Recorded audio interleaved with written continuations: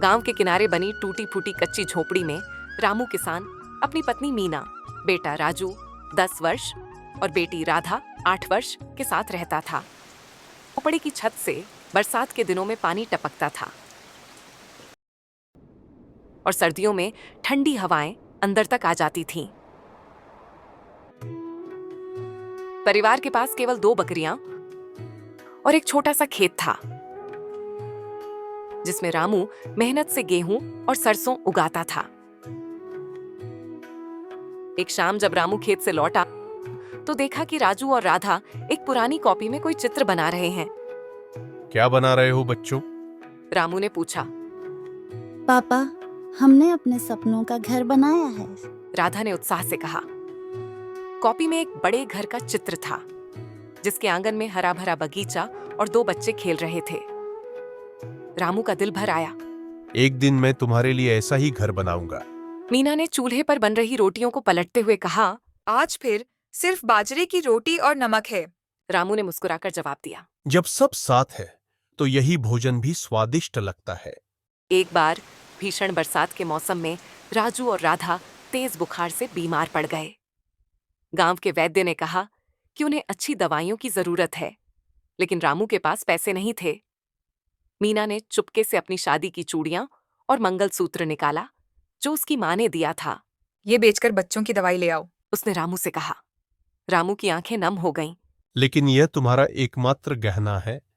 मीना ने दृढ़ता से कहा। मेरे बच्चों का स्वास्थ्य इन गहनों से ज्यादा कीमती है।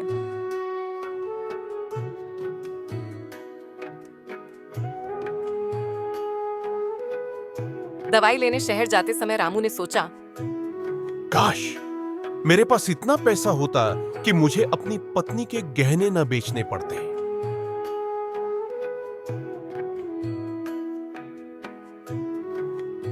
अगले दिन जब रामू खेत में हल चला रहा था तो अचानक हल किसी कठोर चीज से टकराया। उसने मिट्टी खोदी तो देखा एक पुराना मटका। जब उसने उसे खोला तो अंदर सोने के सिक्के और कुछ जेवरात चमक रहे थे। रामू के मन में पहला विचार आया। अब मेरे बच्चों को कभी भूखा नहीं सोना पड़ेगा। मैं उन्हें अच्छे स्कूल में पढ़ाऊंगा और मीना के लिए नए गहने खरीदूंगा। लेकिन फिर उसने अपने पिता की बात याद की। बेटा, कभी भी किसी और का माल अपने पास न रखना। ईमानदारी ही सबसे बड़ा धन है। वह मटका लेकर घर आया और सारी बात मीना को बताई। आप ये गांव के सरपंच को दे दीजिए, वो इसके सही मालिक को दे देंगे। तुम सही कहती थी, सच्चाई से बढ़कर कुछ नहीं, उसने कहा। रामू ने वह मटका गांव के सरपंच को सौंप दिया। कुछ दिनों बाद एक बूढ़ा व्यापारी गांव आया। उसने बताया कि यह खजाना उसके पिता का था, जो कई साल पहले डाकुओं से बचते हुए इसी खेत में छुपा गए थे। जब रामू ने मटका उसे लौटाया तो बूढ़े की आंखें भर आईं। मेरे पिता ने कहा था कि यह धन गरीबों की मदद के लिए है।